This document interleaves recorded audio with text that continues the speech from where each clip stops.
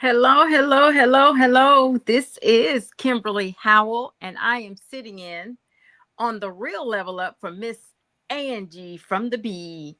Did I say it like her? I hope I said it like her. I'm gonna try to make her proud. And today I have somebody who is a devoted husband, father, author, elder, and he played for the great Eddie Robinson at Grambling State University. Sitting in with me today is Mr. Adrian Consonery Sr. Welcome, welcome, welcome, Mr. Consonery. Thank you. Thank you for having me, Miss Howell. I am glad to have my Sunday shared with you. I can't wait till we get started on the subject because I was being a little nosy today. So I can't wait to hear what you have to say concerning your book. I first want to ask you, how has your Sunday been so far? Wow. Well, going to church and everything and stuff is always great because it's the fellowship that really Yeah. kind of gets you started, and church, I believe, is where you go to give, not where you go to get. And as you're emptying yourself, God fills you up, and then you're ready for another bout with the world. My concept of church is really about giving, and where I go to church at Bridgepoint in Marietta, everybody gives. It's really, we've been family for years. I mean, when they come in there one Sunday and then the next Sunday, they're family. So that's how we treat each other, and it's great. I always know it's a great church with a great foundation when you find yourself through the week where you can't wait till Sunday rolls around so you can go to church and see your church family. Yeah, yes, absolutely. Because we have some people that just they know how to love you, and they know how to meet where you are and to help you to get where you want to be. And I've been a part of that for over 20 years, and I'm just looking that that's right now that's the destination that God has me at. So, and you can also see it because it like oozes out of your skin through the week. People can yeah, see it. You don't even have to say anything. They can just see it on you. yeah. You see that when like people want to be around you, and Hmm. they're like, I want to know what you know. Let's talk, or let me call you and talk to you for a few minutes. And my time is not my time; it's God's time. So Hmm. if God sets it up to where I'm spending an hour, 2 hours talking to someone, it's for a reason. I Hmm. don't try to say, oh, well, ooh, I don't have this much time. No, I just say, okay, God, I'm here.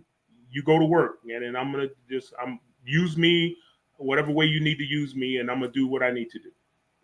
Now, when you and I were talking backstage earlier, when Mhm, you were talking about some of the things that Mr. Robinson gave you mhm. while playing with him, do you think that that's one of the traits that he gave you before you actually found your church and started raising your family and everything? Well, I had a strong family background. Mm-hmm. But my family background was more about discipline Right. and recognizing, hey, you got a mom and dad there, and when what they say goes. You know what I'm Right. saying? So, Mm-hmm. so at each stage of my life, I've noticed different points where God says, okay, now you have this part. Mm-hmm. Now let's move on to this part, because going to Grambling, I'm gonna have to say that was the best experience I've ever had, ever, because it was young adults. I'm just getting out the house. I'm just trying to figure things out, and I have experienced love from Grambling State that is mind boggling. Mm-hmm. Because their motto is where everybody is somebody, and that's the way I felt. I mean, that's the way all of us felt Mm-hmm. going to Grambling. The ones that I spoke with, and I'm gonna tell you, it's just there's no comparison to what I experienced at Grambling. Now, I read somewhere that you are from Virginia and Louisiana. How does Yeah. that happen? Well, my dad was in the military. He was in the Navy for over 26 years. Mm-hmm. And when I was born, I was actually born in Brunswick, Georgia. And when I was one, we moved up to Virginia, where he was stationed in Norfolk. And so I spent about 11 to 12 years in Virginia Beach. Mm-hmm. And when he retired, he moved to Louisiana. Now, that wasn't my choice. I love me some Virginia. I can tell you that much. I love Virginia Beach and just the Navy life and the beach life and all of that stuff. I loved it. But when we moved to Louisiana, it was a change that I had to make and I had to grow into. Mm-hmm. And, it was tough at first, but when I got into Grambling, I went to Assumption High School and I graduated from Assumption High School, and that's in Napoleonville, Louisiana. And I learned a lot there, mm-hmm. but everything really galvanized at Grambling. It just galvanized my confidence, my understanding of knowledge, my understanding of who I really was at that time, mm-hmm. and I grew from there. Was it somewhere in your heart you didn't want to go to Norfolk State? you didn't want to go back to the green and gold.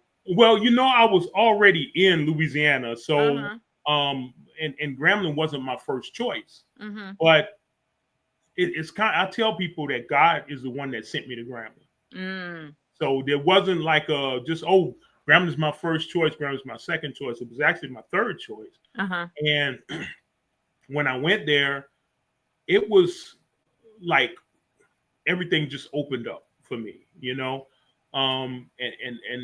I don't care how you look at it. It was every need or position or whatever, wherever I was, mm-hmm. everything was met there. So to sum it up, God is the one that actually sent me to Grambling, and I'm more than grateful that He did. Yeah.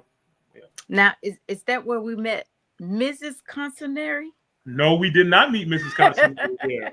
I met Mrs. Consonery back in Napoleonville when I came home from school, and our story is definitely a God story, because I remember praying on a Wednesday and met her that weekend.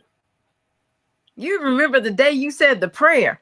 Well, I would just remember the day. Yeah, I prayed on a Wednesday, and I met her that weekend, and we went out on a date, and that was one of the best dates I've ever been on. And we talked. We walked around. We walked around Nichols campus, and and we went to Pizza Hut first, and then we went on and drove all the way from Donaldsonville to Thibodaux, and we just walked around Nichols State campus talking, and that was it, So did you know that day that this is the one? She said she did. I was still trying to figure out who is this girl, because I was actually supposed to meet her 7 years before I met her. That's why really? I knew. Yes, her best friend was my little sister at Grambling. My best friend was her next door neighbor. Back in Napoleonville. Oh, wow. Yeah, so it is a very interesting story. Yeah. You know what? We had to have you back on here in February. Yeah, okay. With Mrs. Consonery to tell. Yeah, oh yeah. Oh, she'll love that. She'll love that. Yeah. Oh, wow. Yeah. So we get ready to go to break shortly. Okay. But when we come back, I want to get into this book of yours. I've been thinking about it all day long. Okay. All right. All right. Come on, Angee, with this first break now. Come on now.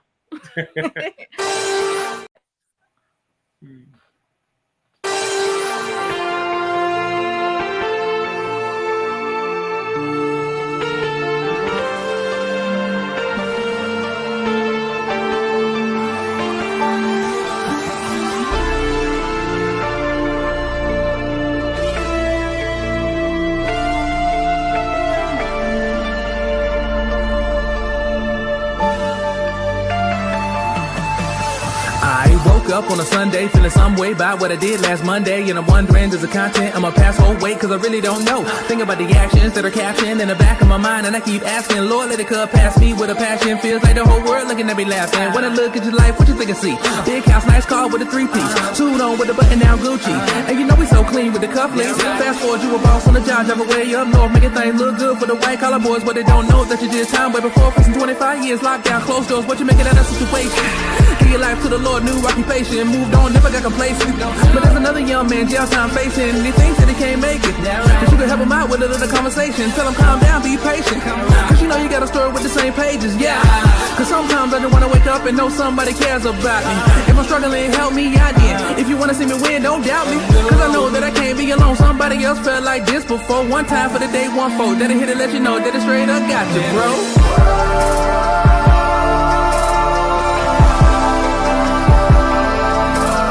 I know that I am not the only one.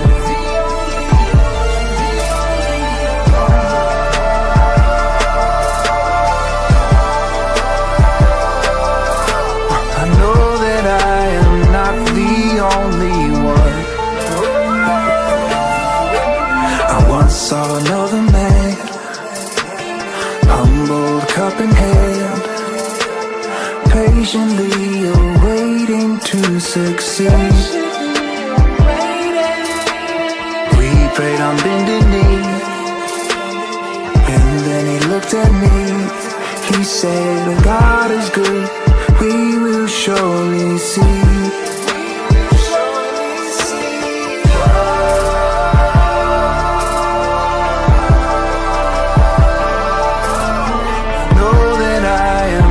The only one.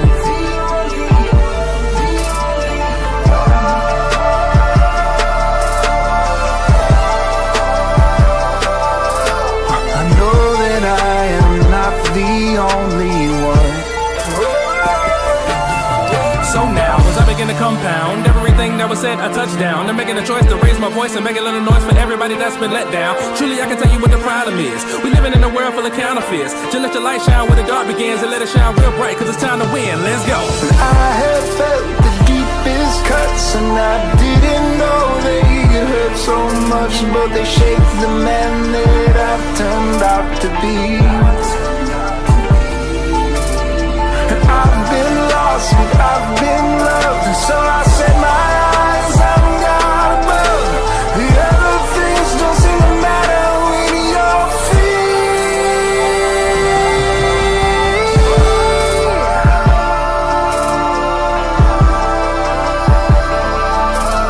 I know that I am not the only one.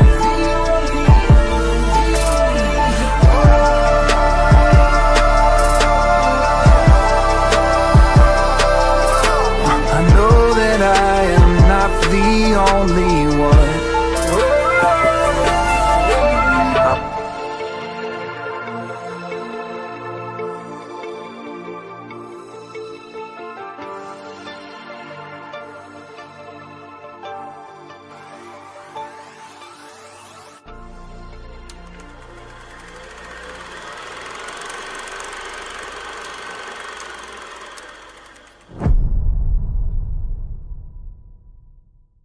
Hi, I'm Pat Nash, and I want to speak to you a little bit about dreams, about hope, about maybe giving up or wondering why you haven't moved forward. Someone asked me, how did you get here to be a relationship coach? It actually came out of a need for myself and what I observed looking around after I asked myself a couple of questions. Why was I not doing the things that I wanted to do? Why had I gone through divorce? I realized I was not the only one. You see, there's a lot of us who stopped hoping, who stopped dreaming, who stopped chasing our dreams or going after our dreams because we don't have to chase anything. When we look internally and figure out what it is that's holding us back, the sky's the limit, and you don't have to chase anything. You attract it.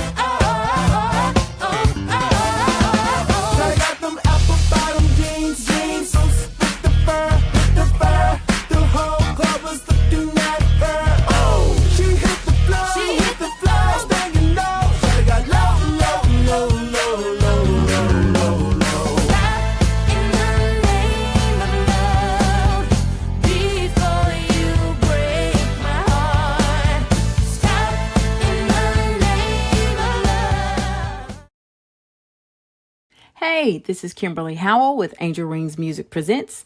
Keep it locked right here as we level up, giving a voice to the unvoiced with real talk that takes you higher.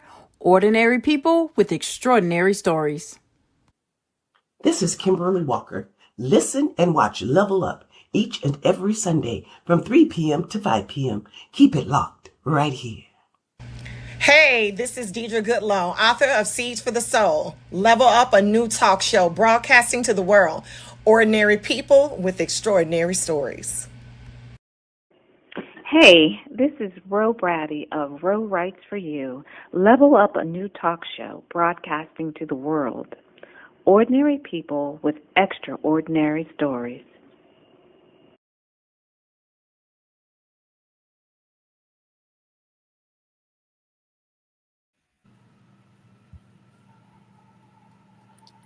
Welcome back, welcome back, welcome back. Thank you for joining us today on The Real Level Up. We have Mr. Adrian Consonery Sr., a devoted husband, father, author, elder, and former great football player at Grambling State University.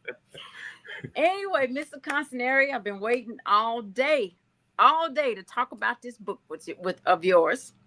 And the title of your book, And Then He Turned Them Over, When the Truth is Traded. Mm-hmm. Now, I'm just going out here on the limb. Okay. When I first saw, And Then He Turned Them Over, I said to myself, that's got to be from Romans. Yeah. And so now I was right. Yeah. Yay. Yeah. I know a little bit of something, just a little bit. So when the truth is traded, can you tell us a little bit about where that title came from? Well, it came from the book. I mean, from that passage, Romans 1:18 through 32. And I'm an engineer. And so I came up, like when I was a kid, if I had a toy, I would tear the toy apart to see if I could make it work better. You know what I'm saying? And try to put it back together and make it work better. So I've always had this engineering type mind. I'm not a nerd, but some people may say, okay, well, hey, he might have some nerdy tendencies about himself, but I always listen. I've been a mechanic for over 40 years in automotive engineering. And so looking at those things, I started to kind of get things in perspective with people. And because I also I baked wedding cakes before and all those things. You know, my motto is I'll try anything once, you know, and then once I continue on and get good, I just keep doing it. So so I started paying attention to people, and I started to see how certain things were going in their life, and I'm saying, okay, if they continue to do this is I don't see anything else happening but this, you know. Or if they keep doing this, then they may end up doing this, you know what I'm saying? So, so most of my life, that's how I lived my life. And when he turned them over means that God literally, if we're not doing the things that he wants us to do, and he's made it clear what he wants us to do, yes, he has turning us over to the sinful desires of our heart. The part where it says, you know, when truth is traded, I didn't put, you know, a lie at the end, you know, for a lie. I didn't put that. If you notice, I didn't put for a lie because perception is reality. Whatever we believe, that's going to be our truth. That's our truth. And so what I want to do is try to help people to understand our truth is not the truth when it pulls us away from God. Now, we can think that we're close to God, and in all actuality, we're close to religion. There's a difference between a religion and a relationship with God. It's totally different. Because when you have a relationship with God, why would you need to name a religion? Just follow God, right? So when you get into religions, now you have this sector, and they all claiming to do the same thing, but they don't come together.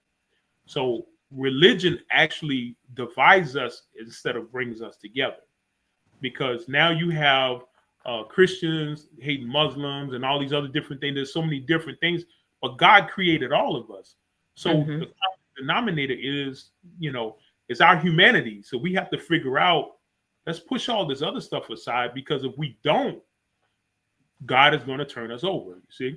So now, Mr. Consonery, now I just had a reality, not a reality, like an aha moment while you were talking. Okay. So, we have a lot of this infighting with a lot of the different religions. Yes. And it's no different from the infighting with a lot of the different races. Mm-hmm. Right. So it's like we all have in this big ball of fire, thinking we know better than the other when we're really in the same place. Right. How do you suggest, does anywhere in your book suggest how we begin to start walking away from that? Yes. Well, first of all, I tell people that knowledge is the key for everything. Yes. Application is what we need to do. Like, let's say, for instance, here's the book. Mm-hmm. Okay, the book is when he turn them over. So the book is going to break down the passage. I even defined all the words towards the latter part of the book, and so that you're without excuse. You have all the words, you have the definition of them. You can't say, "Oh, well, I thought this meant that or that meant that." No, here it is, right here. Here it is. And so after you finish the book, I have a 30-day journal. Oh, for you to walk it out. Your personal thing, because one of the things that I realize is that we're all in different places. As we grow up, the world pulls us in different directions. Mm-hmm. Our common denominator is our humanity. Nothing else. Mm-hmm. Nothing else.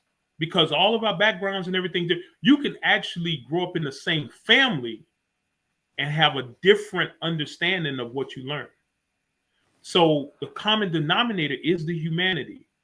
We all laugh and cry and all these different emotions. We have hurts, we have joys, we got pains, we got all of these different things going on. And so that's the humanity part of it, Mm-hmm. And then, so let's come to that first and realize that there is a creator that created us with all those same emotions and things. Now, where it goes south is when we start to point to ourselves, mm-hmm. not concerned about that other person. When we start to point to ourselves, now it's us. We want what we want, and so there are times where we may step on somebody a little bit and then nothing happens. Then we start to step harder and harder and harder. And so, and what happens is we continue to go down this path. Mm-hmm. And a year from now, we're like, wow, I can remember when I was here and I done ended up here. What happened? How did I get here? How did I get here? Mm-hmm. And it's by that one initial step, and you never changed. And then you keep going and going and going. And so if you look, we have already divided ourselves up by race. We divided ourselves up by sex. Mm-hmm. We divided ourselves up by the things that we desire and we want. We divided ourselves up by our class as far as money. And then even in class, we divided ourselves up with racial class. Yes. You see what I'm saying? And so mm-hmm. as we continue to make these different sectors, it's just designed to broaden us out. And we keep broadening out and keep broadening out. And then nobody is really looking at anybody else. And then another person can say, oh, look, see those people over there? Those are the ones that's actually doing, but when in all actuality, it's them. Mm-hmm. And so we're in different wars and we're trying to figure out who the enemy is, when in all actuality, the enemy is not Satan, it's us. We're the enemy. We're selfish. There it is. We're selfish. There it is. There mm-hmm. it is. Yeah, there it is. Yeah. Wow. So now, what brought you to a point in your life where you decided to write this book? Oh, that's a funny one. Well, God actually put this on my heart about 15 years ago mm-hmm. to write this book, because that passage grabbed me so much. It became my favorite passage in the Bible. Mm-hmm. And so when I started to read it, and I would read it over and over and over again, it just said, it just kept coming at me, and I would share it with people when they started to try to find out why is the world where it is, what's going on, and I would point them to that passage, and they said, "Man, I never knew that passage was in the Bible." I said, "Yeah, it's there, it's there." I said, and what you have to do is to listen to God. Don't listen to all these other things. Listen to God. And well, how do you do that? Go be still somewhere and to your mind, get all of your worries and all these other things out, and then listen, and God is going to show you where to go. And then, yeah. So then you have these people that say, well, how do I know when it's God and when it's me? Because well, I always say the best way to do it is to go and serve somebody. See, when you serve somebody, you can go in there with this mindset, oh, they need this, oh, they want this, but if they didn't tell you, why would you say that they need this? Aren't you looking at yourself as if you felt like you was in that position? This is what you would want, or this is what you feel like you would need. Oh yeah. You gotta ask questions first, and those things come with relationships, not with religion. Relationships is what gets you to build relationships. The way that you build is have conversation, communication. You may not agree with what they're doing, but as you build in that, now you can understand where they're coming from instead of just coming in and saying, "Oh, those people over there, they just, and nah, don't mess with them. If they 5'11" or 200 pounds or whatever the case." Once again, you go back into judging people according to I was just class that say, you done we created. Start becoming judgmental. There you go. Yeah. Yeah. And judgmental and don't even realize it. Yeah. See, here's the thing. And I really try to help people to understand the most powerful thing that you have is your choice. Yes. It's your choice. The most powerful thing that you have is your choice. And what dictates your choice is your understanding of what's going on. You know what I'm saying? You really have to understand how powerful your choice is. But once you choose, and you don't try to, say, okay, hey, I was wrong with this. I apologize. I made a mistake. If you can't say that, then your pride and your arrogance is what's running your life. And I tell you what else I want to add to that. And I've noticed that as I've gotten older, I looked back on where things went wrong or something didn't go right in my life. And I had to start saying, where in that situation do I need to take responsibility? And accountable for what I did in that situation. Even if it was a situation where somebody did me wrong, where in that situation do I need to be accountable? Okay. And I've come to the conclusion that even in a situation where it comes out in not such a nice way on the opposite end, going into that situation, what signs did you see that you didn't need to be there? Right. But you kept moving forward anyway. Right. So even though you came out being the person that's the victim on the opposite end, you got to be accountable and responsible because you didn't stop when you saw that you should have stopped. Right. Well, the most important thing for you to be accountable of is your attitude. Yes. It's the attitude. Why are you doing it? I mean, are you doing it just to save face? Yes. Or are you doing it because you're really, truly broken and you want to show God how much you appreciate him? And I want to back up for a second. Okay. The most powerful thing that we have is our mind. The most powerful tool that we have is our choice. Okay, so it's the mind that is the most powerful thing. We are programmed to be a certain way. God has his thing set for what he wants us to be, like in Jeremiah 29:11, where he says, "I know the plans that I have for you to prosper you." And so God has plans for us. But our minds have to wrap around the fact that God actually has a plan for me. And then now the most powerful tool that I have is my choice. So if I want to serve God, then I have to choose God and not choose the world. Mm-hmm. Now, it's not saying that I can't have fun in the world and things like that, but what is fun? Right. What is fun? So yeah. Now you taught me something today. Now I always knew my mind was, if I didn't have, I used to have a saying where if you don't have nothing else at the end of the day, Yeah. you got your mind. You got your mind. And and I used to say, it is powerful to get all the knowledge you can. Yeah. And use that as your weapon. Right. However, you just told me I got another sword, and that's choice. Yes. So now I want to go a little bit more into my choice. Okay. My choices. Now, when it comes to our choices, how do we get to that point where we got to be responsible in the choices that we're making? Such as when it comes for me to make a decision and I'm trying to make a choice. Do I think about what could happen on the other end if I make the wrong decision?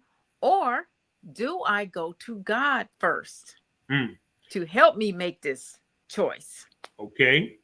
Now, here's the deal. We always go to God first. But I give you this example here.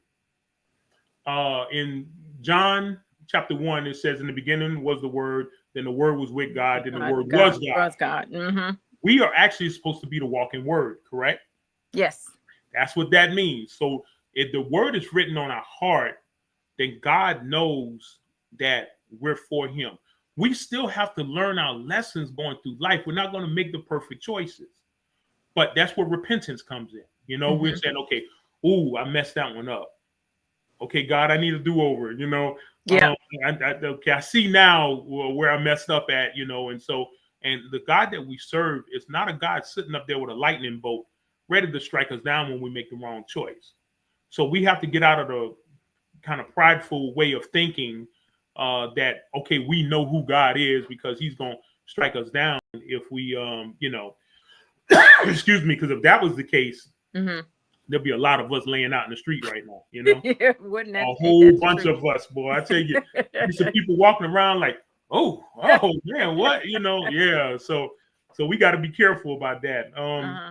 But how we look at our lives, we have to kind of learn to throw off those things that made us feel a certain way. See, I tell people, your principles and your feelings are different. Don't let your feelings dictate your principles. Your principles are to dictate your feelings, because once you put principles in place first, you learn more. When you put your feelings and emotions in place first, you don't learn anything. All you learn is that, hey, if I don't like it, I'm going to back out.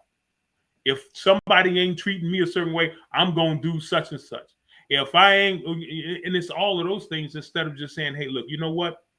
Jesus didn't have it easy. Why do I expect to have it easy? Oh, yeah. If He didn't have it easy, why am I sitting here thinking I'm supposed to be getting more privileges than Him? You can't say I'm not Jesus when it's time for you to rise up. Then you can say I'm not Jesus when it's time. You see what I'm saying? It's like they want to use Jesus, and that's the religious way. That is not the righteous way that God wants us to be. So would you say that this book is for those who like to play the victim? Well, I'm going to tell you this, and I hear that word victim a lot. And the thing about the word victim, it's today it's being used in the wrong content, because there's a lot of victims in life today. And if you want to reach them, you don't tell them you playing victimhood. You pull them over and you say, let's talk. So what's going on with you? Talk to me. And then if they start talking about the things that's going on, then you ask them, you say, well, look, have you done anything about it to kind of, because you can't walk around with having this weight on you like this. Having weight on you like this for long periods of time, it could actually cause health problems. You don't want that. You don't need that. And I don't want to see you like that. So it goes to people really, truly loving people enough to go up there and say, because those words are trigger words. When you start to use that, play the victim and things like that, people are stuck.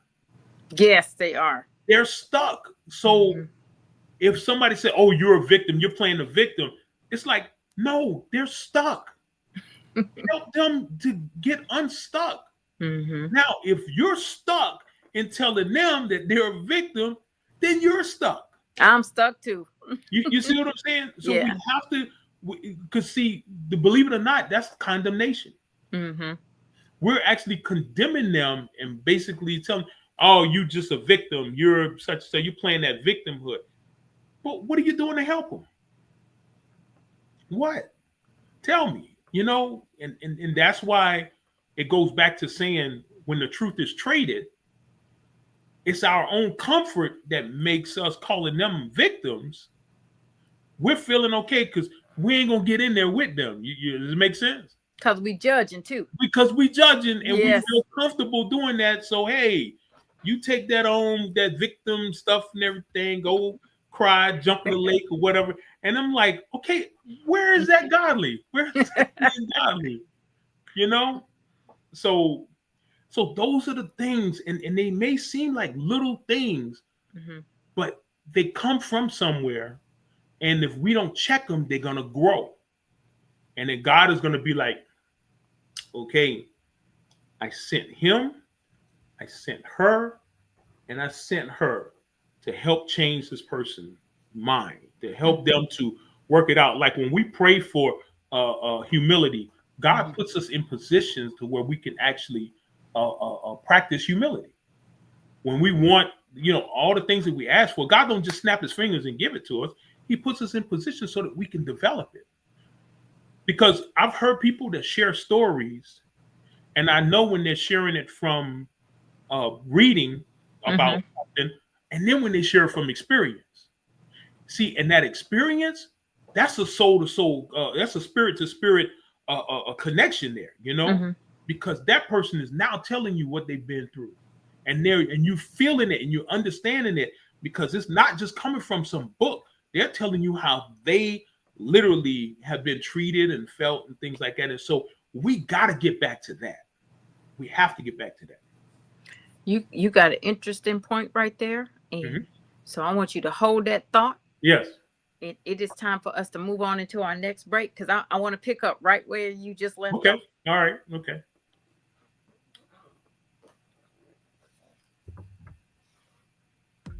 For all my people at the barbecues, backyard parties, it's your boy Tony D on the radio. You know what time it is. Let's go.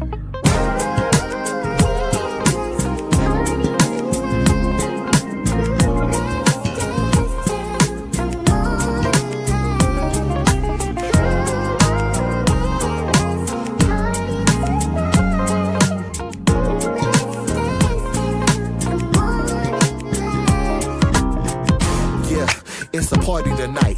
Vibing with my people, bring the party to life. Hands up in the sky, we start the party off right. We in the place, early birds, we ain't tardy tonight. Nah. In the trance as the beat in our eardrums. Got the moves in my feet, bro, and then some. Gonna lose plenty sleep, only live once. Up all night, man, we lit, fam, no kids stunts. Karaoke session going live. On the mic, spitting favorite vibes. Reminisce about them older times. Bringing back them old school written rhymes. Celebration lit, and you know it's real. Got the neighbors joining us, addicted to the party thrill. Jumping off the roof in the atmosphere, we hardly chill. Yeah, we going hard in the place like an army drill.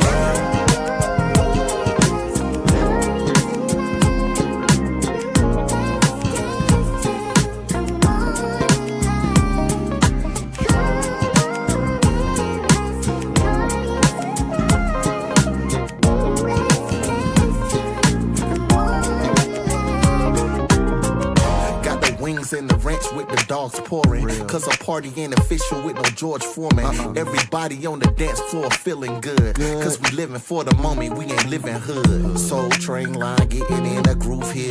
It's a bash for the old and the new years. Even kids got the moves to the tunes. Cheers. Here's a toast to the good life and no fears. What a glorious sign to be in the very presence of my peers in their prime. Elders to adolescents with no tears in their mind. We looking up, all the other worries behind. Thought I told you, it's a party tonight. So I chose to bring the party to light. Driving back to the crib, no Bacardi and Sprite. Cause we drunk off the spirit of the laughter and hype. Yeah.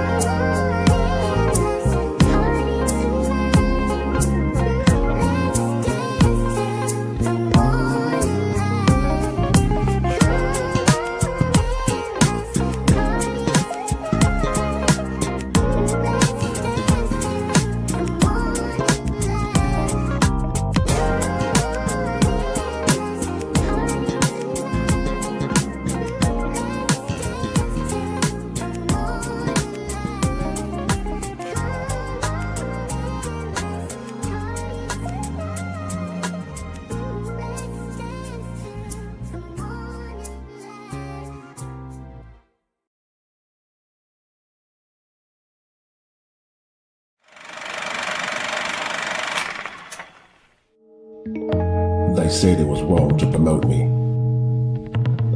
that I wasn't ready, that I would fail. Those who have betrayed me must pay. You're the first black agent. Don't be the last. Revenge is all I have left.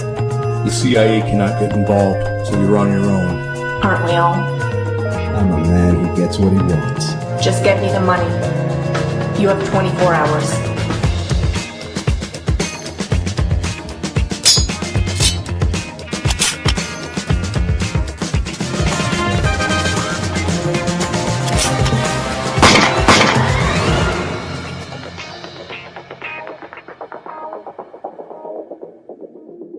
Hello, business owners. This is your fit photographer, Andre Gerard, coming at you with my 2025 campaign.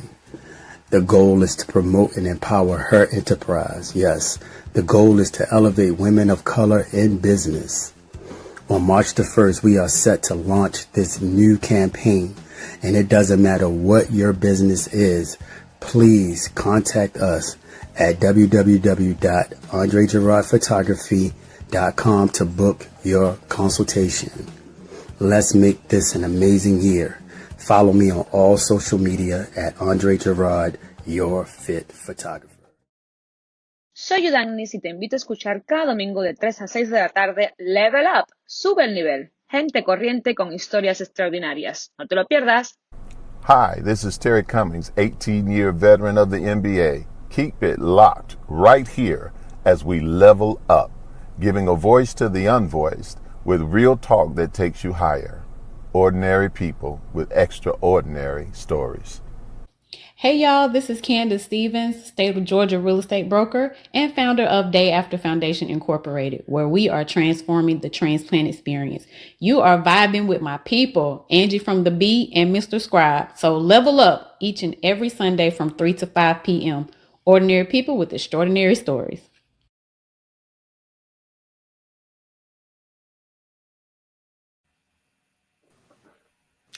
Welcome back. So let's pick up where we left off. Okay. Now, I told you to hold that thought. Right. And I want to pick up right where I was getting ready to ask you, or actually get ready to have you to go into explaining how we should go about recognizing when people are, how we should go about recognizing in ourselves that we are judging and telling that person to take their issues and get on away from me. How do we go about enabling or teaching our brothers and sisters how to stop that behavior and go more into a servitude attitude when we recognize somebody is not where they should be? Okay. Well, I mean, if you look at Jesus's life, it was an example. I think that Jesus is taken out of context when we look at the Bible. He's taken completely out of context. And I mean, even like if you go into the deeper studies where, you know, his real name was Yeshua, and you know, his name actually had a meaning, you know, because, you know, there were no J's in the original Hebrew language. So, you know, what has happened is religion has basically taken a man and redone him for their image as opposed to who he really is supposed to be. So, so let's take that for instance. And then what religion does is they change the concept of why he's here, you know. And as we start to get out of character as humans, and we start to act more into our roles that we think we're financial or whatever, we start to develop different definitions of who he is. So how you get people back, how you reach that person, is through relationships. So the number one thing that you got to have is love. If you don't love that person, you hang it up. And so I tell people, love is not a feeling; it's a principle. It is a principle. It's a principle, because we get to a point a lot of times when we say we love a person. You let that person act up for a long period of time. You don't love them no more. You don't want to be around them. You don't want nothing to do with them and stuff like that. But that's not the real definition of love. Loving a person is telling them the truth.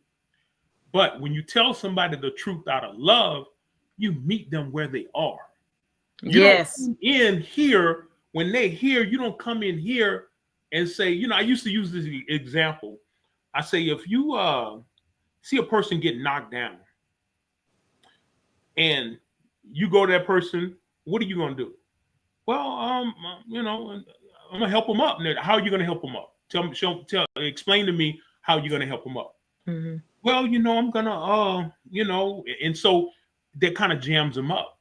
And so the thing is, get down there on your hands and knees and ask them, man, is everything all right, man? Do you feel anything? Is whatever, you know, okay. All right, so let me see if everything is okay. Come on, sit up for a minute. All right. Are you sure you're okay? Yeah, I'm sure. And then you help them up, and then you see and you check and make sure everything is good. And then if they're, you know, still kind of stumbling, then you put their arm or something around you and you help that person to a place where they can actually get help or get treatment. The Good Samaritan is a great story about how to help a person, because if you look, the first two people that passed him was your supposedly religious figures that had all of the clout and everything, and so they didn't help. They just walked by and went on the other side of the road. But the Good Samaritan came and he went the distance with people. See, you gotta have something to give in order to be able to give in that manner. And a lot of people don't, because they don't feed their spirit the truth. They feed their spirit themselves. And so that's why they come out saying my truth as opposed to saying the truth, you know? And so when you start to feed yourself, I tell people, whatever you feed, that's what's going to grow. Whatever you feed, it's going to grow. And if you're feeding the wrong thing, then you're going to get the wrong results. You're inviting that toxicity into the situation. Oh, we got like 1 second of frozen from Mr. Consonery. Let's see if he gets back. Okay, you back? Okay. Okay. All right. We'll wait for you to come back. Yeah, I didn't know what happened. Yeah. But that's, you have to meet people where they are, but you have to be willing to meet people where they are. Yes. Out of love. If there's no love involved, don't waste your time. Now, you might can go and say, hey, I need to develop myself to be more loving. Now that's in love. You see what I'm saying? You know, so if it's all about you developing, you know, to be more loving, then that's the way to do it. Now, in your book and the journal part of it, are those exercises where it makes us really look at ourselves? Yes. As a matter of fact, let me share an excerpt real quick if I can. Okay, is this a segment? Okay, this right here is just a book. Let me help you with the first chapter real quick. because I tell you, I was convicted again after I checked it out. Again, I just, you kind of, sometimes like if I wash my truck and everything and stuff, and I go back around and look at it, I'm like, yeah, man, I did a pretty good job. I mean, not that I didn't see it when I watched it, but I had to see it again. So, but this right here is in chapter 1. It says, and this is the truth that cannot be hidden. It says, from the beginning of time, God has made his truth clear. Creation itself declares his invisible attributes, his power, order, and divine nature. Yet, despite the obvious, humanity has chosen not ignorance, but resistance. The sin is not in not knowing God. It is in deliberately rejecting what is plainly seen. Wow. To suppress the truth means to actively hold it down. Like a beach ball, you put in a beach ball, like a beach ball submerged underwater. It takes force to keep it hidden. And in today's world, that force is everywhere. It's in our schools, entertainment, government, even churches that have traded truth for comfort. You see what I'm saying? So when we get to the point where we want our comfort, then that's our God. It's not God. It's our comfort is our God. We don't want to feel like we have we don't want to feel discomfort. We don't want to get out and have these things, these pressures. We want everything to flow, Now here's one of the excerpts from the first lesson, and it's a great trade when truth is traded for a lie. And so what I've done is I've put a scripture. Let me see if I can get over here. Okay. You can see. Can you? It's too bright. Go over to this way to a little bit. Let me just read it, because this time, and it, and I give the passage, and then I have a summary reflection, and it says, in the book, we explored how humanity exchanged the truth of God for lies, giving worship, love, and loyalty to created things instead of the Creator. This trade is still happening today when we elevate culture, comfort, pleasure, or even people above God's truth. The decline begins not with God turning away, but with us choosing to turn.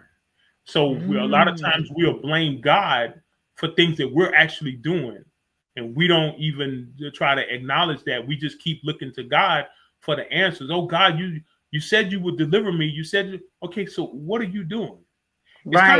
It's kind of like I tell you, if I say, hey, look, I want to lose some weight, but you see me with a pizza today for breakfast, lunch, and dinner, and you see me with a brownie at the same time, and then you see me drinking sodas and all these other things and stuff like that. Oh, wait a minute. I thought you said you wanted to lose weight. Don't judge me. Don't judge me. Leave me alone. Right. Leave me alone. Let me, because I want my comfort. But I'm gonna lose my weight, But I'm just doing some stuff now. So with what I just read, there's a personal reflections part, what I have with a heart on there. Now listen to these. What truth, and this is questions that you're asking yourself, what truth have I traded or compromised to fit in, feel good, or gain approval? Second question, who or what have I been tempted to worship instead of God? Do I truly believe that God's way is still the best way? How would my daily life look if I truly honored him as my creator and king? You see, and then I got space for you to write down your answer. And so the goal is to go through the whole book, and then now you have a blueprint of where you were when you looked at this book. And now you could go back and you could look at it a year from now, 6 months from now, and see if you no longer feel the same way according to your relationship with God. And so at the end of each chapter in the book, I have a prayer, and you can go through the prayer, and it supports what the chapter actually says. And I even have a prayer at the end of each lesson in the workbook. Because one of the things about prayer is that sometimes we don't connect prayer with really what's going on. We just know that we don't want to feel the way that we're feeling. but we don't see the foundation of what's going on. And if we're building a house, the foundation is the most important part of the house. Mm-hmm. If it got cracks, you may be okay. But if it got like holes, you won't be okay. Cracks will turn into holes if it's not repaired correctly. And so that's why the foundation, when man builds stuff, the foundation is always crumbling somewhere. Mm-hmm. And then everything just falls apart. Every great civilization that has ever existed fell because of their moral character. So would you say in our prayers, or when we are praying for certain situations or people, that we pray towards the foundation of the problem? Yes. Yes. Because the foundation, like, excuse me, if you was to go and start trying to, like, if you go to a fire, mm-hmm. and you see these other little things, the little fires that's around there, and you go and try to put out the little fires. Well, the one that actually created the little fires is right there in the middle. Right. You got to put out the big fire so it won't create more little fires. See, what we've done in our lives is we're trying to squash these little fires that we have, but the core, that's what's wrong with us, is right there. And a lot of times we don't want to face it. I was gonna say, oftentimes we don't want to see that core. We don't want to see the core. We don't even want to have nothing to do with it. The core, I'm telling you, the core will overwhelm you. And so, and then now there's some things that I tell people that sometimes it's good for you to put out those little fires, but always know that, hey, look, there's something causing this, and sooner or later I'm going to get to that. But always focus on that core. Once you get to the core, that's a fight, because that's who you are. In the core. That's who you are, and what you have allowed to cause all these other things around you. So when we are also going through reading your book and doing the lessons, we should expect to feel uncomfortable. Yes. If you don't feel uncomfortable, as long as you're uncomfortable, you're getting it done. Yeah. If you don't feel uncomfortable, then something's wrong. Something's wrong. Yeah. I'm not looking at my truth. Right. I'm not uncomfortable. Right. You're not looking at the truth. Yeah. You're trying to hold on to your truth. Yeah. But you're not looking at the truth, because it is, following God is not about comfort. Mm-hmm. It's not about comfort. It has never been about comfort. Never. It's been about love. And love is uncomfortable. It just is sometimes, because you're forced to love people that you don't even like sometimes. You know what I'm saying? So you have to get to a point and understand that love is the key. It's one of those qualities that God shows you. Hey, look, why am I allowing you to live? Mm-hmm. Why am I allowing you to take advantage of somebody else? Why are you? Can't you realize that you're hurting other people? That if you were in that position, you would not want to be treated that way? It doesn't make sense. It doesn't make sense. A lot of times, I feel like, with all of us having different rearings and growing up in different churches and different teachings, mm-hmm. that none of those churches ever drove home what you're talking about. Right. They painted this picture, and when it came to love, it was just go to Corinthians, but nobody ever truly taught you what love was all about. Yeah. And what exhibiting true love is all about. Yeah. So that's why many of us get it wrong. Right. We make the love mistakes because of what we think love is, or how we think love is supposed to be. Right. I think that people deep down inside know what love is. Mm-hmm. They don't want to do it that way. See, it's their way or no way. Right, exactly. So when they say, "Oh, well, God knows my heart." Oh, I can't stand that. I can't stand that. Yeah, God knows your heart. He knows your heart, and the heart is deceitful and beyond pure. You know what I'm saying? So stop following the heart. Understand what the principle of these words mean. Those are the foundations. And arrogance is never good. Mm-hmm. Confidence in the spirit is. So they may look similar, but they don't produce the same fruit. So you have to really truly understand humility is the strongest that a man can be.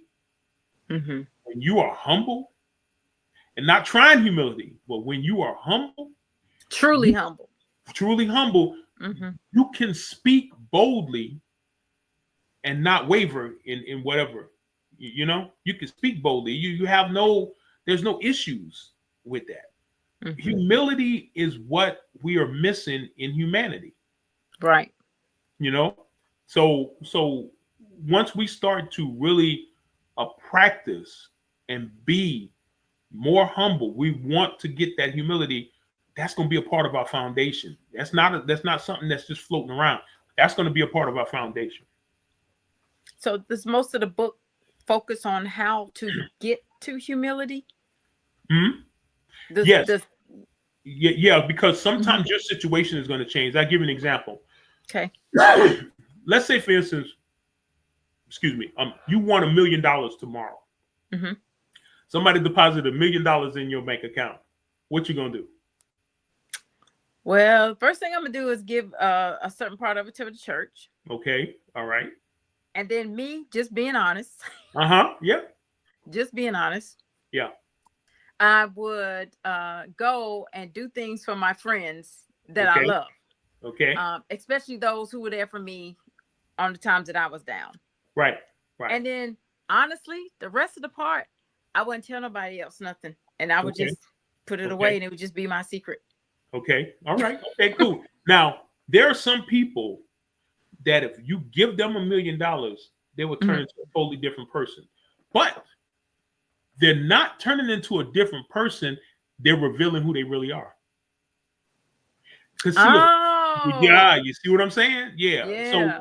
So you have to get to a point where no matter what, you remain the same person. That's the foundational part that I'm talking about. Mm-hmm. I don't care if I got $1 billion in the bank tomorrow. I am not changing. I will not change, because guess what? That money can't go nowhere with me when I'm gone. Whoever I got the answer to, that's who I'm looking forward to. I'll be like, look, hey, look, let's go out and let's help some folks. And when I say help some people, I'm not talking about just giving out money. I'm talking about helping to fund dreams. Yes. People have dreams and they don't have money to get out and do certain things, and they're just struggling and they're frustrated. And these people have gifts. But if you don't believe in people anymore, then that's a problem, And so when I'm talking about having some intimate conversations and giving them the tools that they need, along with the money, to help fund their dreams. Now, I pay it forward. Guess what? Don't give me nothing back. Go and help the next person. There are people that we can impact right now, just one-on-one, that can go and change the lives of thousands, millions even. Jesus did it. Mm-hmm. So if we're looking and saying, oh, well, man, I can't really do anything, then now you've actually said God created somebody that is useless. And all you want to do is what you want to do, what's good for you. Now, Mary Gooseby says, fund dreams, that's good. Teach how to fish and not just to give the fish. That's exactly. And that's what I'm talking about. See, because when you go and you meet that person, now you're helping them to literally build what they were trying to do. And guess how many people that's going to affect? See, you're not going there just to give money. You're going there to listen to their dreams, and you have the money to help fund that dream.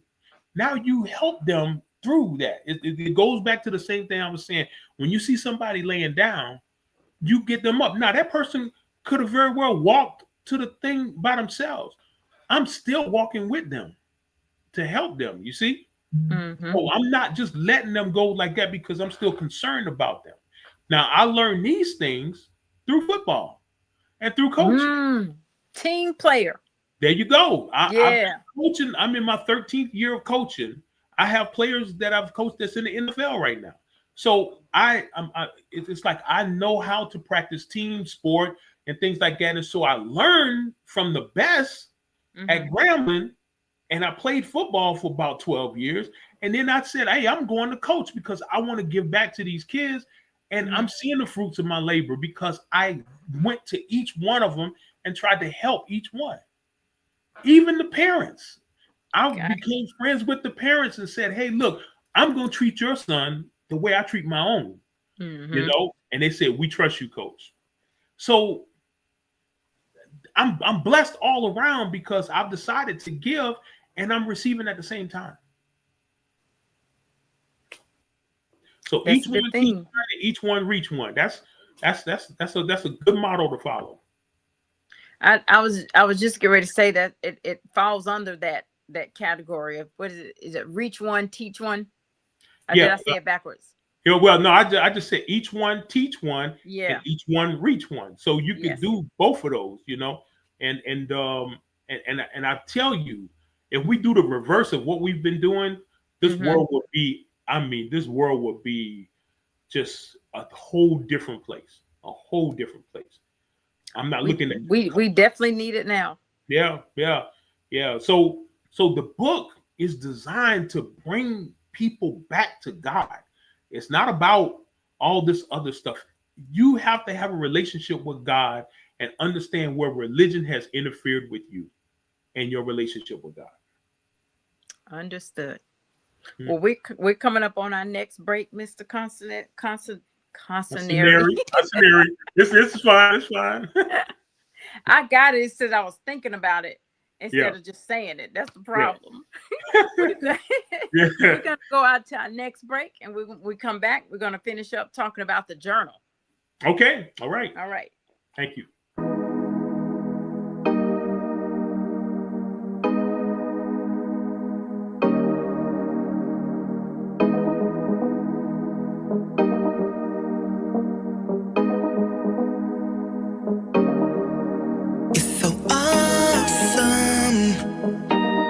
Blessings be falling down, can't even fathom, 'cause it's way too many to count. Don't mind me, I'm out here, him with all these fears, him with all my tears, him restore them years, that faith are dripping all of me, goodness and mercy follow me, that faith be moving all of me, them fruit be working. I know the gift that keeps giving, just when I be least expecting, them blessings come and overtake me. He'll leave the 100 for me, he's taking real good care of me, with stacks and stacks and stacks of blessings. How blessings be falling down, I can't even fathom, 'cause it's way too many to count. It's so awesome, how blessings be falling down, can't even fathom, 'cause it's way too many to count. I be so busy, steady, I'm building, focused on drilling the ground, yeah, I'm tilling. He can say this, she can say that, but no matter the challenge, just know I'm not quitting, don't care how I'm feeling. Yahweh is my compass, I follow his leading. He shine his face on me so bright, I be beaming. I'm planted and rooted so deep in this garden, the harvest he reaping. Walking in your blessing, word about nothing. I know you got me, 'cause you're my testimony. I'm sitting at the table that you prepared for me, eating real good, now my enemies gotta watch me. Losing 5 shots, hit the ground.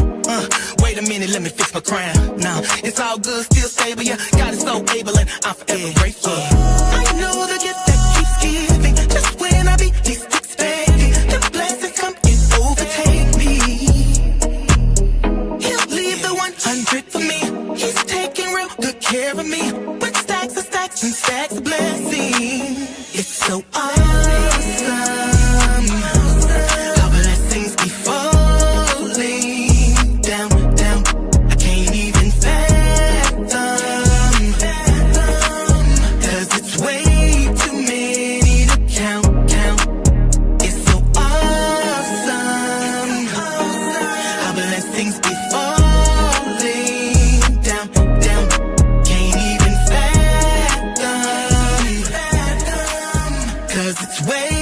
too many to count.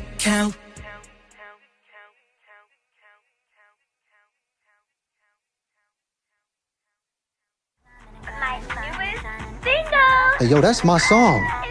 That's my song. That's my ex. She stole my song. Dang, I would never let my girl clown me like that. So what are you gonna do about it? I'm taking you home. I'm gonna crash this performance. Here I am still punching the clock, waiting for the day that I'm touching the top. Sitting on the throne, but You know, I didn't have a lot of friends growing up when I was a kid either. the weight of the world on my shoulders will keep on. We passed this house like 3 times already. Boo, I'm sorry I wasn't ready to go home, and you seem really cool. Oh, you sorry? Sometimes you just need one. You know what you should do? You should just write another song.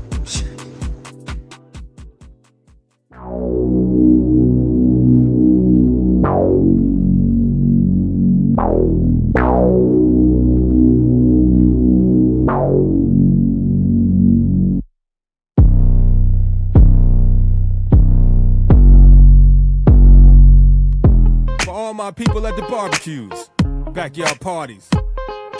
It's your boy Tony D on the radio. You know what time it is. Let's go.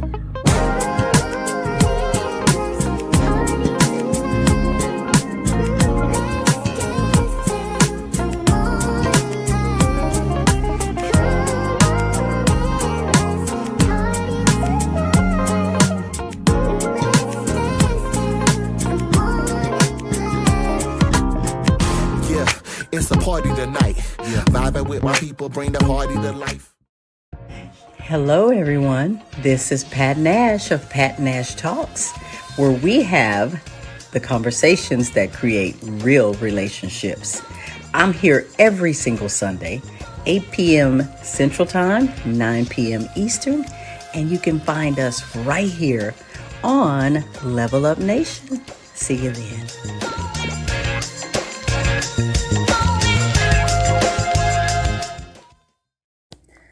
Get inspired with real talk that takes you higher. Like me, Rebecca Outlaw of Tickle Mites LLC. Level Up, Sundays from 3 to 5 p.m. Ordinary people with extraordinary stories. Hey, this is Shantia Warren of Hams Farm and Assurance Wellness. Keep it locked right here as we level up, giving a voice to the unvoiced with real talk that takes you higher. Ordinary people with extraordinary stories. Hey, this is Ro Brady of Ro Writes for You. Keep it locked right here as we level up, giving a voice to the unvoiced with real talk that takes you higher. Ordinary people with extraordinary stories.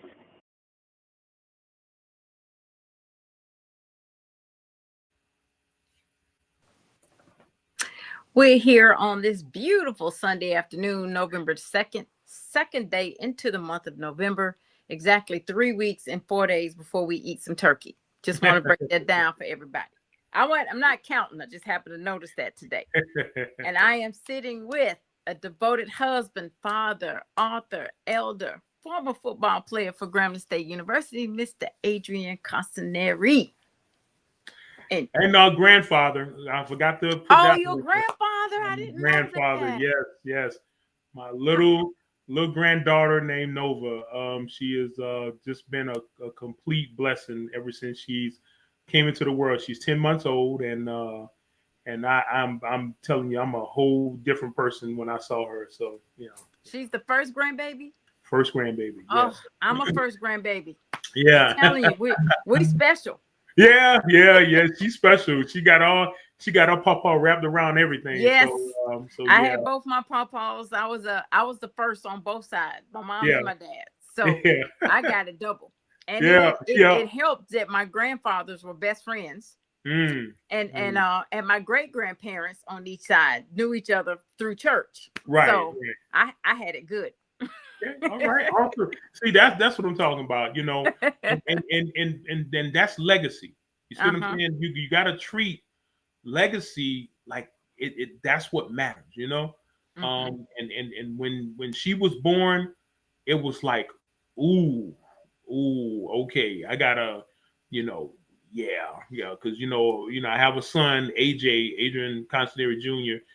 He's running for Secretary of State of Georgia, actually. and my daughter Ariel Consonery, and then I have my son-in-law Nate Butler, and so it's you're trying to create something, Yes. and realize that you're not the only person. You know what I'm saying? When you make a decision, there are others that's being affected by you. And needless to say, my wife, Dr. Crystal Consonery, it's like what I do affects all of them and the friends that I have, Yes. So I have to be that man of God that God is calling me to be, because I'm concerned about them. You see? And if I mess up, I need to be able to say, okay, hey, I can repent, I can change, I'm gonna change. God, show me, let me redo this. And God has really been just merciful on leaps and bounds and stuff. Let me give you a quick story, just real quick, about the book. Okay. See, the book I was supposed to write about 15 years ago. And it was on my heart to do it and everything and stuff. So throughout the years, I would just write down different things in, notebooks all over the house, and I'm writing down different things and stuff.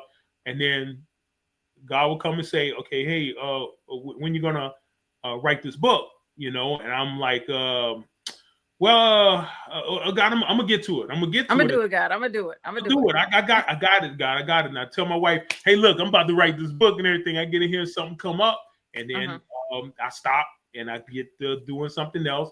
And about a year or two later, same thing. Yeah. This year, my back started hurting. And it started hurting. And I was like, I wonder what's going on with my back. I hope it ain't no old football injuries and stuff like that. Yeah. So I'm taking, I don't take medication, but I started kind of like, okay, I might have to consider this, So I went to the chiropractor, get cracked up and everything, and everything is pretty good. And so I'm feeling okay. But the last 4 months, right, it was a twist. I could barely walk. Pain scale from 1 to 10 was a 9.5. 10 would have been tears, man. And I tell you, I said, okay, God, I'm going to write this book. I finished the book. I finished all the things, went to the doctor, found out I was dehydrated. That was it. Started drinking some water. Everything was fine. And I was like, wow, God, that's all that was wrong. Just dehydrated. Okay, I know next time when you say do something, I need to go on and do it, So, he said he got tired of you doing it in your time. Yeah. But because the book is a warning. It's a warning. Seriously, it is a warning of where we are and where we're heading. Yes. And it's the journal is helping to realign us with God. And so the book is saying how far we got out, but the journal is helping to bring us back in alignment with God by understanding and recognizing where we are, because we could read the book and say, oh, well, hey, that was them people way long ago. I'm fine. I'm this, I got this going. I got that going. Oh, love me and such and everything. I said, yeah, but God ain't too happy with you right now. You better make sure that you're in line with God, And that's what the journal is for. I was like, that's what that journal is going to do. That's what the journal is for. It's good to read books. You got all these people around talking about, hey, well, this book and that book and everything and stuff. Application is the number one thing, but you got to know where you are. We tell people when you're going out to like a mall, like when I, study the Bible with people and everything and stuff, when you go in the mall and you know where you want to go, the first thing that you have to realize is where you are. Yes. So you go to that map and say, this is where I am. So this is what I need to get here. So I got to follow this road and everything and stuff to get there. And I could take the long way around, but I want to get there quicker because, X, Y, Z or whatever. But we have to be able to understand where we are so that we could get to where we need to be. Maria Brown says, thank you, Elder. I'm still sitting with chapter 1. Get to chapter 2. And the reason why I read her statement, because I was sitting here thinking to myself, now see, I know I'm gonna get this book. Yeah. And I know me, and I'm gonna get to a part where I'm not gonna want to deal with it, and I'm gonna have a reason to step away. Yeah. You gotta push through, because this is really where your character can actually be refined, you know, and refining your character, it's not pleasant at the time, but once you do it and what comes through that fire, that's more pure, and that's what's left for you to work with, you know, and you're going to be a whole different person. You're going to feel different. You're going to think different. You're going to walk different. You're going to be different once you start to burn all those things that you've accepted to be a part of your character over the years. You got to let that stuff go because it's baggage that you really don't need, you know, and God is not, he's like, okay, you can't come through the gates with that, you know, you got to enter through the narrow gate, not that wide one that everybody else trying to go on, because that ain't gonna lead them nowhere, you know. So we really have to start to burn ourselves down with all of that extra stuff that we put on ourselves. And it's probably going to keep you from, because, you know, people keep making the same mistakes over and over again, over and over again, over and over again. And then they don't understand why I keep doing the same thing or why I keep meeting the same type of people. But the book probably helps you get looking at foundation, like you said, to see why you keep making the same mistakes. Yeah. Because see, if you look at the Israelites, it took them 40 years. They was in the desert for 40 years when it would have just taken them 11 days. It was an 11-day journey. And they were in the desert for 40 years. Why? And they just kept seeing the same thing over and over and over and over again. All they had to do was repent in their attitudes. They changed their attitudes and said, okay, God, I'm for you. No, they was doing all these other things and they never saw the promised land. Right. Can you imagine how many people with the talents that they can actually have if God was leading the way? Yes. Can you imagine how many things that could be done right now? But people are bogged down with looking at this person's color, that person's wallet, that girl, how she looked, how good she looked, or the man, how good he looked. We're bogged down with all of these things instead of just saying, let me change my view. Let me change my attitude towards what I'm seeing here. Let me see it through the eyes of God. Let God just show me, you know, so I can change. It's now, Mr. Consonery, I'm gonna be real with you. Now I'm about to admit something. Come on, admit it. Now, people get on my nerves. They get on my nerves bad. And when they start getting on my nerves bad, I start getting anything that they do just agitates me. Right. And it's because again, I'm focusing on the person and not focusing on why they're like that. Right. But is the journal gonna help me stop being so impatient when these people get on my nerves? It's like I don't have no patience no more for stuff, particularly if I see something that I know is not right and unscrupulous and know that you're doing something that's foul. And so I had this issue where I just cannot deal with them no more. Yeah. Okay. You want to hear? You want to hear the truth? Give me my truth. Okay. Here's the truth. You see, we have to look and see how many times God forgave us. Number one. Yes. And He has forgiven us a whole lot of times. Now, anger has two different things. You can either be angry or you can have righteous indignation. Which one are you? You see what I'm saying? So if you're going in there, I just can't stand. I hate the ground that this girl has got walking on. I ain't got no patience. I ain't got no nothing. I have nothing for this human being whatsoever. They got to go. That's not righteous indignation.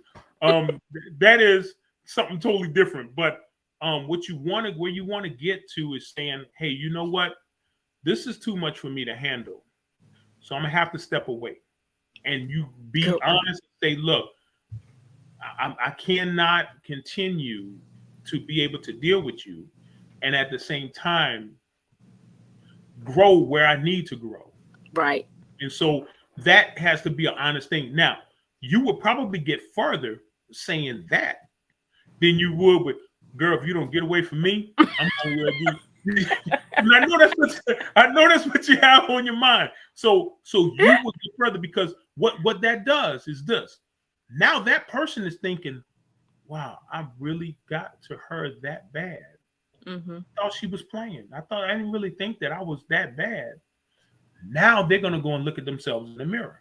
Mm-hmm. And they're going to say, well, I guess I need to change. Now, they may not change right away. They may not change at all. But you just planted a seed. Mm-hmm. You just planted a seed. And now if somebody else comes and says the same thing to her, they watered it. Now that's growing in her, and she's going to start looking and paying attention to herself. The main thing that we want to do when we're talking to people is not listen and hear ourselves talk. We want people to look at themselves in the mirror. Right. That's where true change comes from. It doesn't come from, us just telling them. We could be telling the truth all day long, but are they listening? Right. Because the Bible says, be quick to listen, slow to speak, and slow to become angry, because man's anger does not bring about the righteous life that God desires. Mm-hmm. You see what I'm saying? So we have to be quick to listen, but when we're talking, we have to talk in so that they can put that into practice. Yes. You see what I'm saying? Because they're not going to listen if you arguing back and forth. You just have to be able to say, okay, I need to talk to where this person can actually listen first, Now, see, I'm going to go back to we got to get down to their level. So when you're dealing with a person that's argumentative and don't see anything wrong with what they're doing, and ain't even trying to hear what you got to say, how do you get down to a person's level that has that type of character? Now that level thing there's two different things with that as well. Getting down to their level, some people say, well, look, if they go low, I'm going into the basement, or I'm going into the mud. No, because that means that you're going to get dirty with them. That's not what I'm talking about. Getting down to that level is communication. Mm-hmm. Really trying to figure out where that person is. Whenever there's a force on one side, there's an equal force on the other side. But you don't want them to clash. You want one to be able to receive and the other one to be able to give. I show people that yin and yang sign is perfect.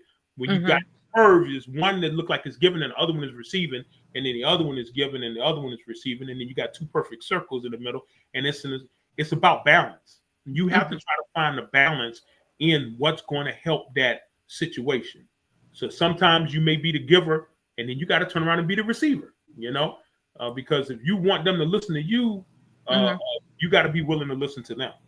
And so as you're going through those different things, now you can actually create an atmosphere where you can decide with a good conscience, hey, I'm going to step away from this. I'm going to step away from this and give that person some time while I take my own time to get back. So the book is about realigning yourself, but you got to understand the consequences of things when we don't have a relationship with God. When literally we're literally kicking God out of our lives, that there are some severe consequences that can actually happen that we ain't even, a lot of us are kind of oblivious to, because God knows how to get to us, and he knows how to get us, and he knows us. And so if we continue to go down this path, my concern is that it will be too late for a lot of us, Now, I have another question for you. Yes. You have a lot of people that just don't sit down every day and read their word. They just don't have time to read the Bible. They go to church on Sunday, run back through life on Monday through to Friday, Saturday again, come to church on Sunday. They don't even crack that Bible till Sunday when they get in church to read the scripture for the day. Right. So would you say that your book would kind of force them to get, because it's designed to realign themselves back with God.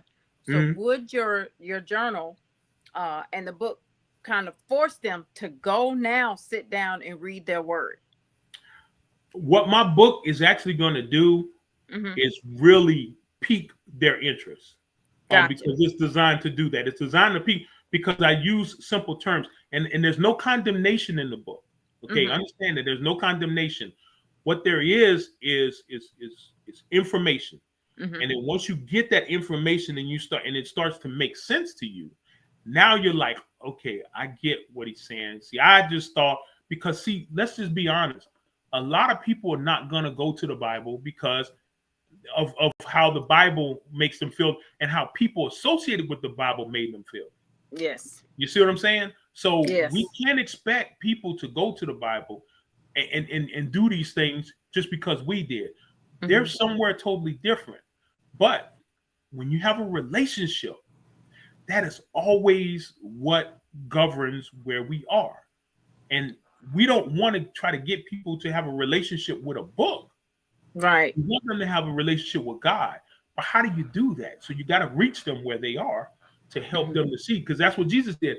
Come, I want to introduce you to my Father. I want you to meet my Father in heaven. You know, let me show you how to get to my Father in heaven. You see what I'm saying? Yes. So if Jesus didn't heal anybody and he just sat in his throne and said, I'm the Son of God, y'all need to worship me, they'll look at him like, man, are you crazy? Yeah. So he did what a man of God is supposed to do. He met people where they were. He did. And helped them to get to where they needed to be. Yes, he did. He ran with all walks of life. He sure did. People. Yep. He didn't look at anything else. He just looked at these people are lost. Yes. That was it. And he saw their hearts. We don't see people's heart anymore. Yeah. Well, they got it. They're protecting them. They're trying to protect their hearts because they've been hurt so much. Yeah. And let's be honest, religion has hurt so many people. It is ridiculous. And that's why I tell people, I try to teach my congregants, guys, you got to get away from religion because that's not what God came to establish. As a matter of fact, it was religious people that had Jesus killed. Yeah. Well, let's just be honest with this. Religion is not the answer. Now, I'm not sitting here saying that bad people in religion and all these other things. No, but if you look at the religion within itself and why it was started and what it was actually doing, yes, it's a problem. It's a huge problem. And you can have a relationship with God and go to these churches. So I'm not saying that that's the thing, but it's the mindset that I'm talking about. Get away from the religion in your mind and get back to the relationship with God. So, Mr. Consonery. Yes, ma'am. We went to church today. We had a good day. Yes. We've broken your book down. Okay. So to send everybody off. Yes. Start a new day tomorrow. Yes. What word can you give them today? Well, here's the thing. I'm just a messenger. I just want people to understand that our relationship with God is the most important thing that to us personally. If we don't have that relationship with God, that moment that a lot of us think that we're going to be allowed to come into heaven and stuff, that's not going to happen. Live for that moment, not all these other things around here. Live for that at that gate. And they say, well done, good and faithful servant, come in. That's the moment that I live for. That should be the moment that you live for. Realign yourselves back with God and watch and see how much better your life is going to be and how God is going to surround you and protect you and love you and show you what it is to be a follower of him. Now, you are in the Atlanta area, greater Atlanta area. In Marietta. So are there any times that that you have nights or lessons or where you get together with a group to just study your book? Well, no. And see, that's another thing. I would like for church leaders to be able to read it themselves and see it and see if it's something that can help their congregation to come together. You don't have to do the whole book, but if you do the whole book, then it's something that's going to really be beneficial for your church. So my thing is just, my hope is just that that's something that's going to happen, because I'm not in this for the money. I want to just spread the word so that people can kind of, because I'm looking at this world that my granddaughter is about to inherit. And it's not something that I'm feeling comfortable about, you know? And it's not just about me, but I'm seeing all these kids and everybody going through all of these problems. And I'm like, you haven't even started living life yet. why are you going through so many problems? And they're starting early. Oh, they're starting real Yeah. early. They're real Yes. early.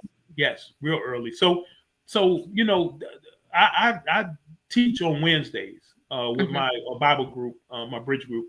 I teach on Wednesdays. We do a lot of like your Zoom, and then once a month we meet in person where I cook for everybody, and we just have a get together at the church and everything we eat. But we don't really like, you know, discuss the book or anything like that. We just go over different lessons and things. Now, don't say cook now, because I will drive. Well, yes, ma'am. You're welcome to come. You're welcome to come, and I will introduce you to some incredible people in our group. And you know, but like I said, we're family, and you know, this is definitely something that I love. I would love for people to really get into because I've already had some people to tell me, "Oh my gosh," they said this is exactly what's needed today. Excellent book. Oh my gosh, excellent book. And I've had a few people to tell me that. So I really say that it is very important. It's not even about the book. It's about getting that understanding of where we're heading if we don't change. Do you have any book tours scheduled or book signings? No, I don't. I really don't. I had a book signing, and you know, I ordered a bunch of books and I started selling them. And you know, just so that people can, excuse me, so that people can actually, you know, get in and start reading.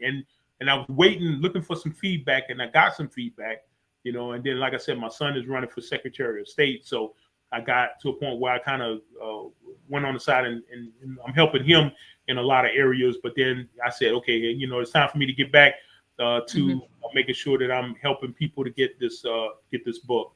And really see how it's going to help them and help their lives. Now, where can people buy your book? Tell people the title of your book and where they can purchase it. All right. Well, here it is. It's on Amazon, and then he turned them over when Truth is Traded. And then also the journal is on Amazon as well. And it's and then he turned them over. And the way that you could tell the difference is the writing on the book is in white. And the writing on the journal is in a light brown, a light tinted brown, and it says and it has journal underneath over where it has when Truth is Traded.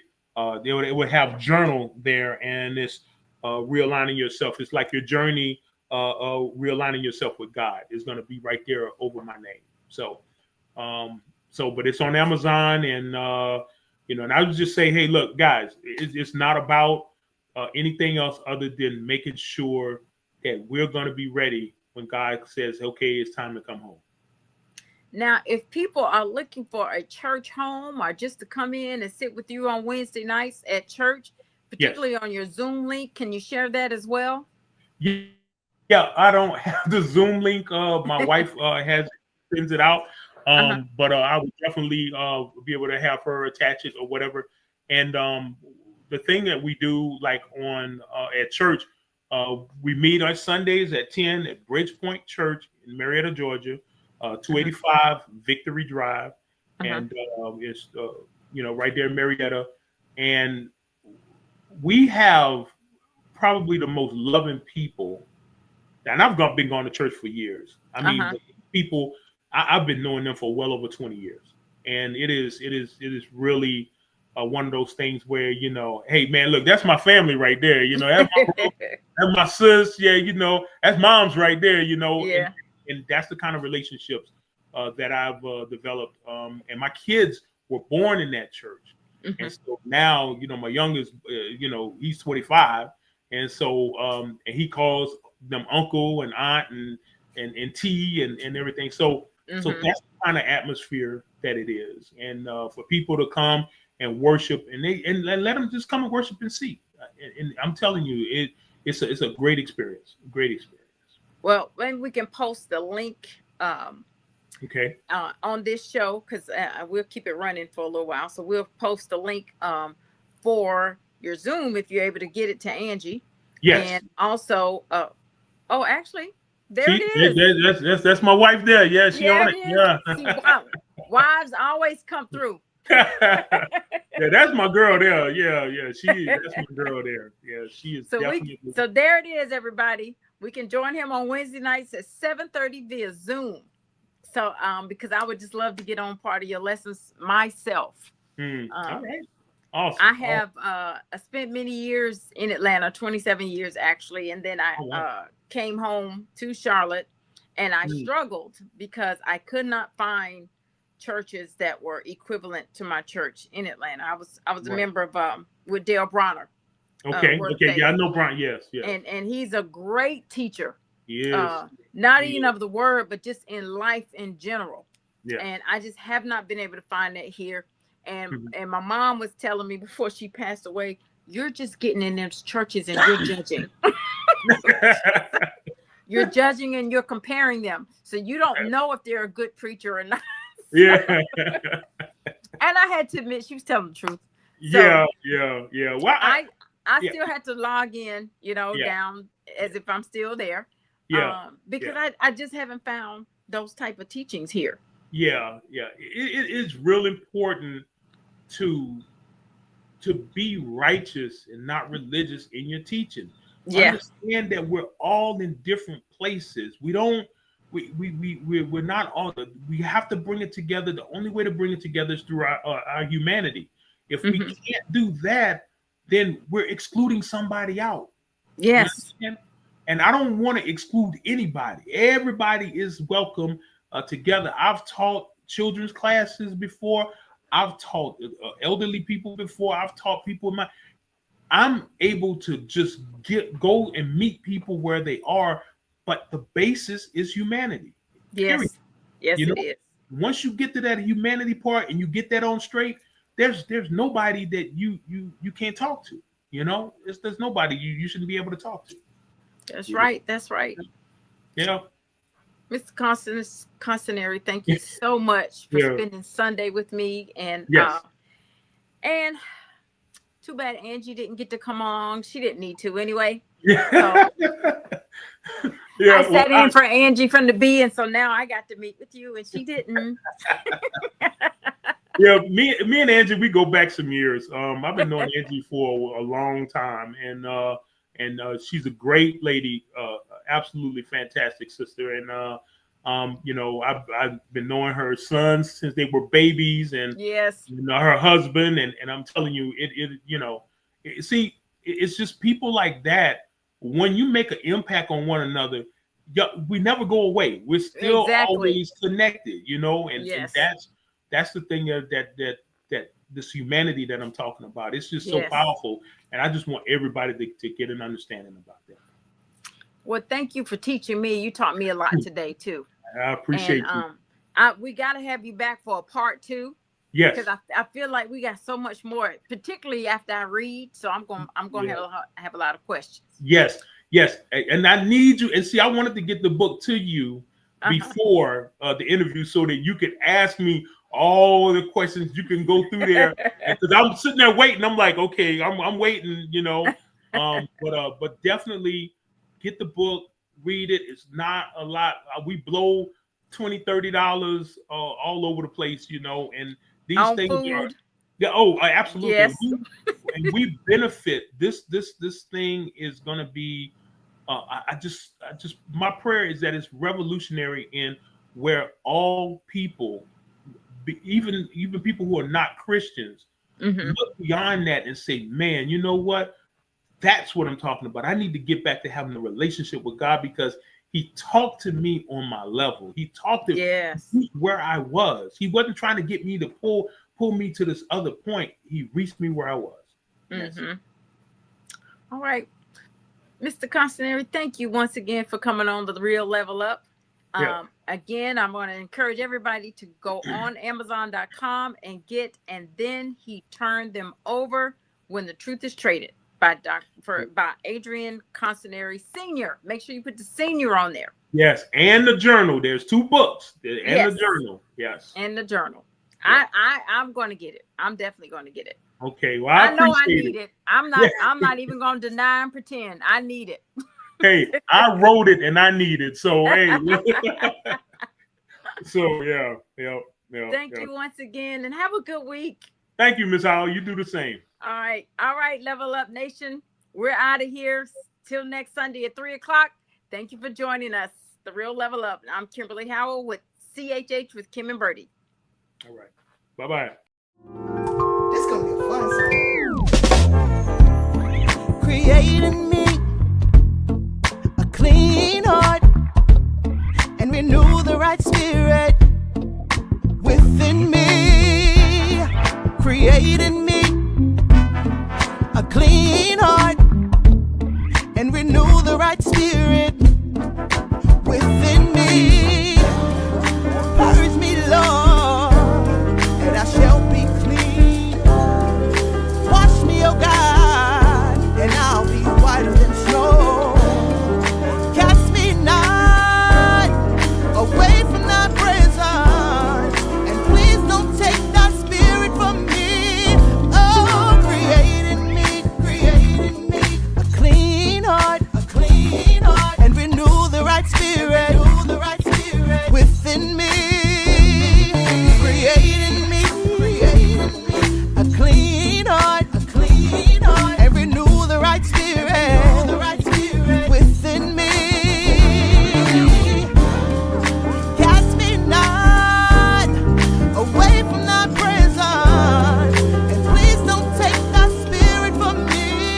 Oh, restore unto me the joy of my salvation, and uphold me with thy spirit. Oh,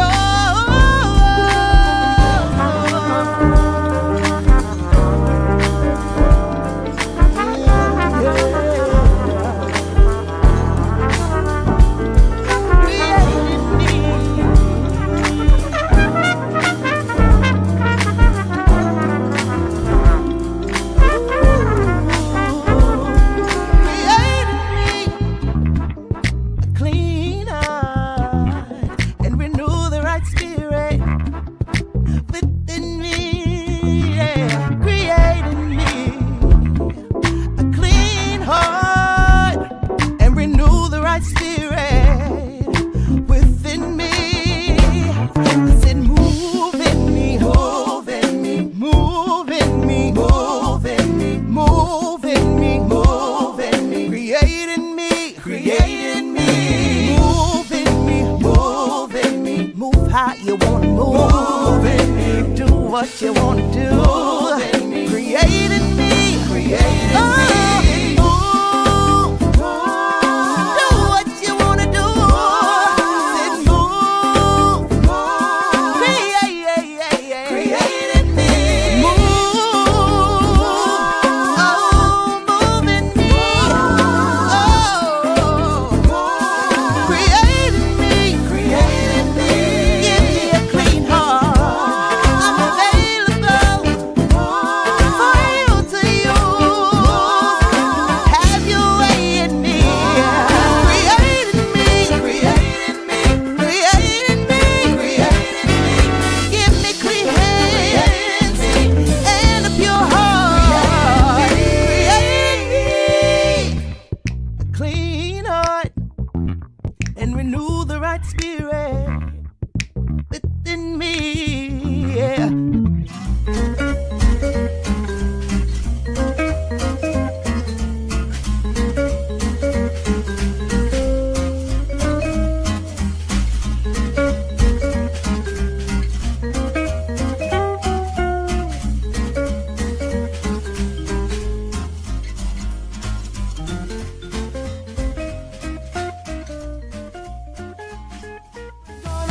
This club, we're gonna go all night.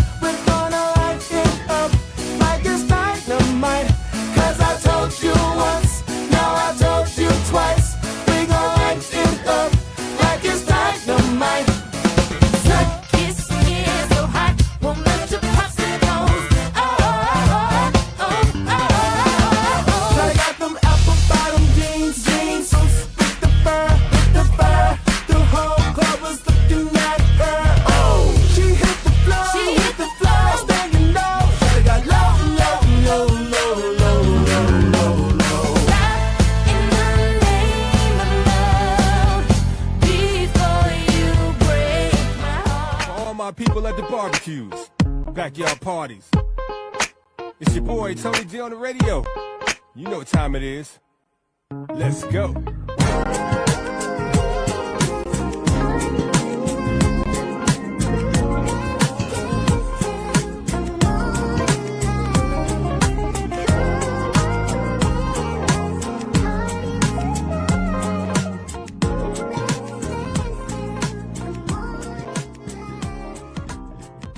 Hi, I'm Pat Nash, and I want to speak to you a little bit about dreams, about hope, about maybe giving up or wondering why you haven't moved forward. Someone asked me, how did you get here to be a relationship coach?